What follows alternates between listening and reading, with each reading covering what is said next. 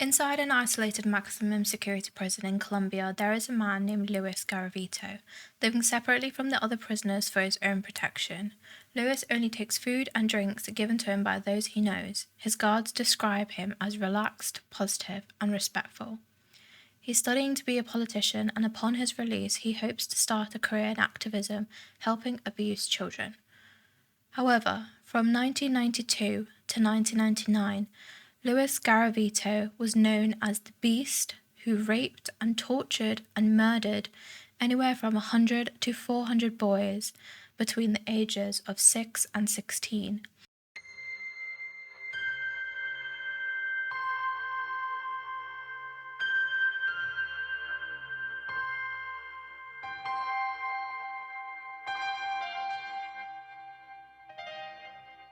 His official number of victims rests at 138, which is confirmed, the number he confessed in court.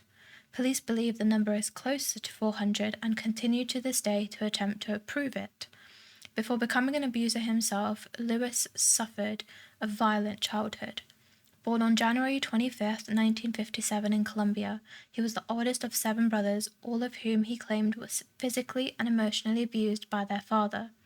At 16, he left home and held a number of odd jobs throughout Colombia.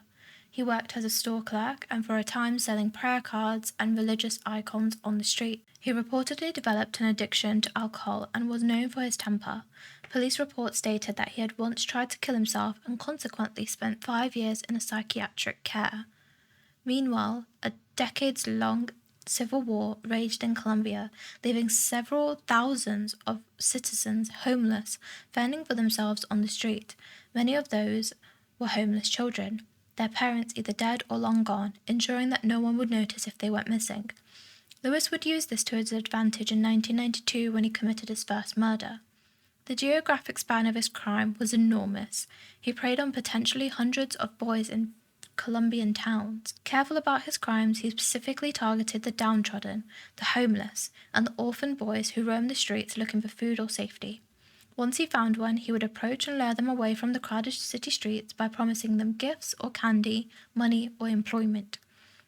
He would dress the part when offering a job, impersonating a priest, a farmer, an elderly man, or a street vendor, looking for someone young to help around his house or business. He would rotate his disguises often, never appearing as the same person too often to avoid suspicion. Once he lured the boy away, he would walk with him for a time, encouraging the boy to share about his life to earn his trust. In reality, he was wearing the boys down, walking just long enough that they would tire, making them vulnerable and unwary, then he'd attack. He would corner the tired victims and bind their wrists together, then he'd torture them beyond belief. According to police reports, the Beast truly earned his nickname. The bodies of the victims that were recovered showed signs of prolonged torture, including bite marks and anal penetration. In multiple cases, the victims' genitals were removed and placed in his mouth. Several of the bodies were decapitated. But it wouldn't be until 5 years later, after he murdered his first victim, that police began to take notice of the missing children. In late 1997, a mass grave was accidentally discovered, prompting police to launch an investigation. The scene of some 25 corpses was so macabre that police initially suspected a satanic cult was behind it. Then, in February 1998, the bodies of 2 naked children were found on a hillside lying next to each other. A few feet away, another corpse was found. All 3 had their hands bound and their throats slashed. The murder weapon was found nearby. While searching the area around the 3 boys, police came across a note with an address handwritten on it. The address turned out to be his girlfriend's, who had been dating for years. Though he wasn't home at the time, his things were, and the girlfriend gave the police access to them. In one of his bags, police discovered pictures of young boys, detailed journal entries in which he described each of his crimes, and tally marks of his victims. A search for him continued for days, during which known residents of his were searched as well as local areas where he was known to hang out to look for new victims. Unfortunately, none of the search efforts turned up any information on his whereabouts, that is until April 22nd. Roughly a week after the hunt for Luis had begun, police in a neighbouring town picked up a man on suspicion of rape. Earlier, a young man sitting in an alleyway had noticed a young boy being followed and accosted by an older man. Thinking that the situation was dire enough to intervene, the man rescued the boy and alerted authorities. The police arrested the man on suspicion of attempted rape and booked him.